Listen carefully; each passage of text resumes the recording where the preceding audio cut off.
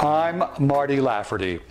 The DCIA joined with 30 other trade associations and human rights organizations this week in sending a message to U.S. Senate leadership opposing Section 603 of the Intelligence Authorization Act of 2016. Section 603 would incentivize providers of Internet communication services to over-report to government on activities of their users in order to avoid violating the law. It would risk bringing wholly innocent people under the scrutiny of federal authorities. Section 603 represents a clear invasion of privacy and a certain threat to freedom of expression. Cloud-based services, including social networks and user-generated content offerings, support online expression and exchange of information that reflects a tremendous diversity. They represent a vibrant manifestation of the Fourth Amendment in the digital age and an enormous benefit of a free society.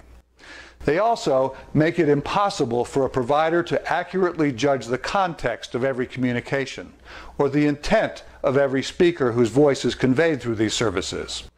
Whether a given comment is a true threat, the expression of emotion, or simply a joke among friends is a determination that providers are ill-suited to make. And more importantly, the content of private communications, emails, text messages, social media posts, files, and photos stored in the cloud should not be accessible without a warrant obtained through due process.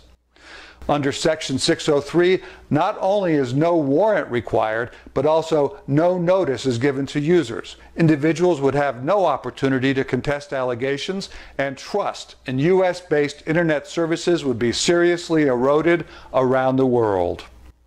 Moreover, Section 603 fails to provide limits on the use of reported information, and it contains no safeguards against abuse. The privacy and security of cloud-based service offerings are essential attributes for their continuing adoption, and switching to non-US based alternatives is not difficult. Section 603 won't work, with providers flooding the government in an overwhelming glut of false leads and inaccurate reports, wasting law enforcement resources attempting to analyze it. Meanwhile, bad actors will simply switch to offshore services to avoid being reported. Join us in telling the Senate that we don't need Section 603. Providers are already lawfully entitled to report evidence related to the commission of a crime and in an emergency. Please contact your senator with a request to remove Section 603 from the Intelligence Authorization Act. Share wisely and take care.